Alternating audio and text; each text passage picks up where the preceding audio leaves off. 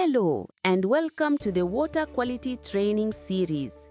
In this lesson, we'll explore a simple but powerful question. What is water quality? Water quality describes how clean and safe water is for drinking, farming, and supporting life. It's determined by its chemical, physical, and biological characteristics. Clear water isn't always safe, and sometimes safe water isn't perfectly clear. What truly matters is whether the water contains harmful substances or microbes. Poor water quality can lead to disease, harm aquatic life, and affect entire communities. That's why regular testing and monitoring are essential.